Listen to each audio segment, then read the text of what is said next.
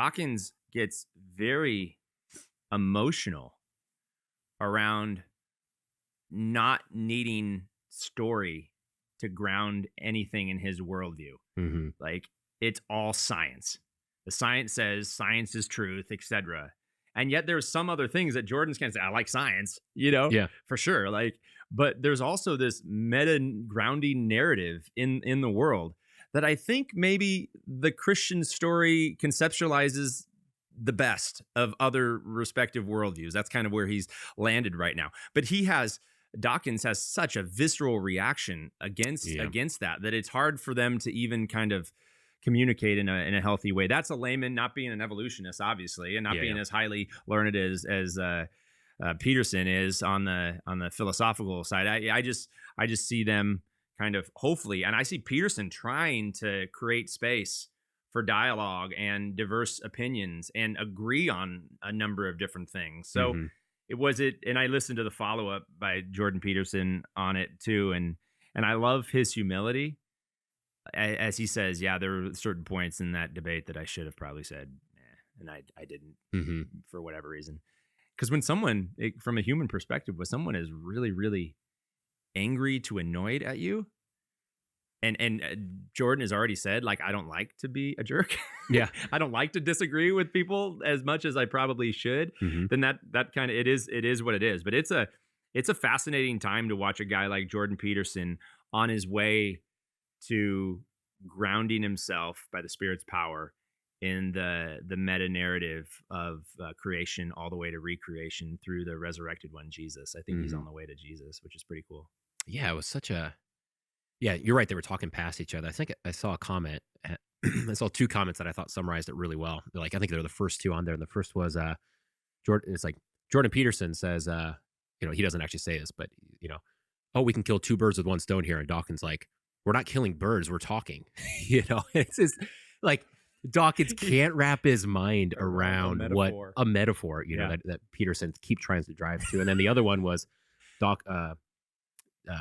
Jordan Peterson is like, I'm not interested in whether or not it actually happened. I'm interested in the story. And then Dawkins is like, I'm not interested in the story. So they're just like, they're just past each other on that. But the one that stood out to me towards the beginning was, I don't know why Dawkins was so adamant on this, but he's like, there's no way you can believe that Cain and Abel were real people.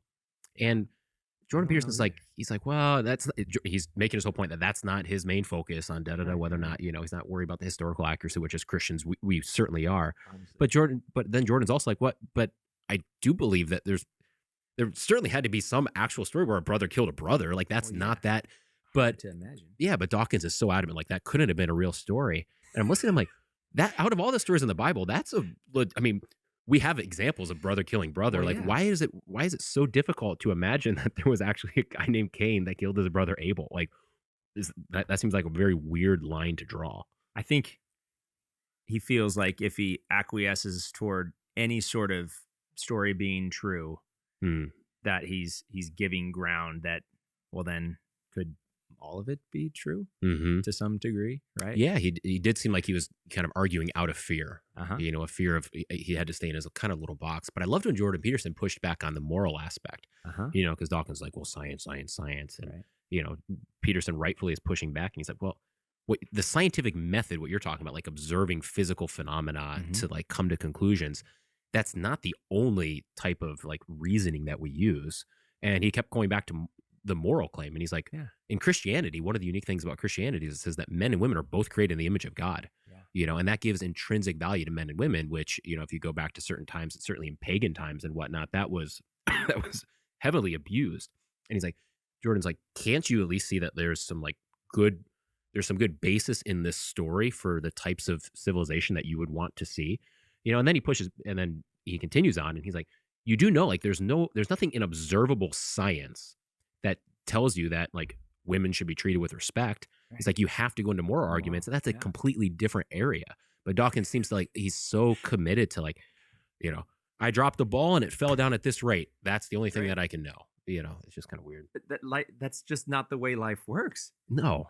Life is way more than science. Obviously, it's relational. Yeah, it's nuanced, and when science hasn't even figured out how our brains entirely work. Mm-hmm. I've heard like neuroscientists only understand like 20% of how, now they understand the macro of the lobes, et cetera, and what amygdala fight flight does. But like, if we don't even know how we function, we should leave room for mystery. Yeah. Like that. Yeah. So he just has, and I think that's the biggest comment against those like Dawkins and Darwinian theory in general, is it's a narrowing tendency. I think, and this is piggybacking on some other things we said, the Christian tendency is a widening tendency. We're opening ourselves up to learn. We're observing first the created order. We're observing the way Jesus lived life. We're obviously observing how Jesus is the sinless Son of God who died on a Roman cross to take away all of our sin and rose again observably. Some 3 days later, bodily in the flesh. This is the NT Wright kind of stuff, surprised by hope and the resurrection of the Son of God. And now we're observing how things work in the world, how systems function and how teams function. Like we're always learning. And I think that's an olive branch. I think that Peterson is trying to draw with Dawkins. Like, isn't the scientific method all about observation of what is out there? So we're just observing humans who are remarkably complex.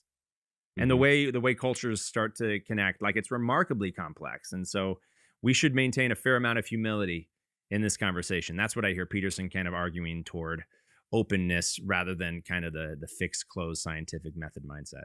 Yeah. It's one of those things like, I think sometimes we dismiss ourselves. I shouldn't say we, but, just in general, lots of people might just like remove themselves from that type of conversation because they say, well, Dawkins is obviously much smarter than I am. And it's true, like in that specific area. But there's a difference between being a specialist and having wisdom. And I think that Jordan Peterson's a good example of someone who, hopefully on the road towards Christianity, certainly if you track him from a decade ago, like he's much closer than he was. In the same way, if you read like Augustine's Confessions, I think he's maybe the most, but he came out of, pagan. I mean, he was born kind of in a Christian household, but paganism to Manichaeism for like a decade, and he's kind of very interested in these things. He's a heretical type Christian in the same way Jordan Peterson is. And then he finds his way, Jordan Peterson could be following that, but Peterson has a breadth of wisdom, to where he's able to dabble in different things. And sometimes I think we have, and I think we're moving away from it, but we've kind of glorified or made heroes out of the specialist, the expert in this very specific field. And it's like, well, that's okay. I guess we need that. Like, that's cool. But that's not the telos of wisdom, like, or of like a well-formed person that you look to as someone that's going to give you proper understanding of the world. Like, specialists are not what you look for. You look for people that can integrate all of these different types of things. I mean, if you read about like Solomon, he was interested in like the insects and the animals. Like, so he was able to understand this. He was able to understand politics. He obviously, I would assume a good theologian.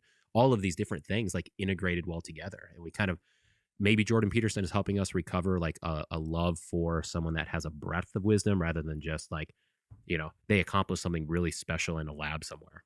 So I'll get a little snarky here. How well did it work for us just following the experts through our COVID experience? Yeah. I mean, that's quasi-political and, but cultural, but that you always heard the appeal. The experts say, well, I don't know that they have my best interests at heart. Yeah. Let's check where they're coming from. Let's check their context, right? And who's paying them. Yeah. I'm sorry. Well, and who ended up, time has shown, I think very objectively, like who are the real wise individuals in that? Someone like Jordan Peterson, or not Jordan Peterson, Joe Rogan. Yeah, for sure. And Jordan Peterson. But so Joe Rogan, like he doesn't have his PhD in biology or any of this. And he happened to be more right than all of the specialized experts. And it just goes to show people that are willing to, back to your kind of earlier point of like, have discussions, learn from people, be proven wrong. I mean, there's things he's completely reversed on in ways like a lot of the vaccine things, having RFK Jr. on and stuff like that. And he's like 3 years ago, I would have called Joe Rogan's like 3 years ago.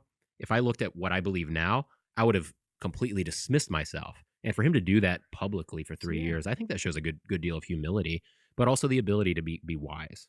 Not that I'm saying Joe Rogan is the telos of wisdom, but in certain areas, he showed himself to be, to be tested and true. All of life is confession and absolution.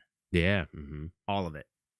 And the quicker I can get to confession, meaning I used to think this, and now I think this, or I used to do this, and now I do this, that is growing in the fear of the Lord is the beginning of wisdom, right? Mm-hmm. And that requires a sense of humility and wonder and curiosity all at the same time. Mm-hmm. And that unites. That's the power of the gospel of Jesus Christ.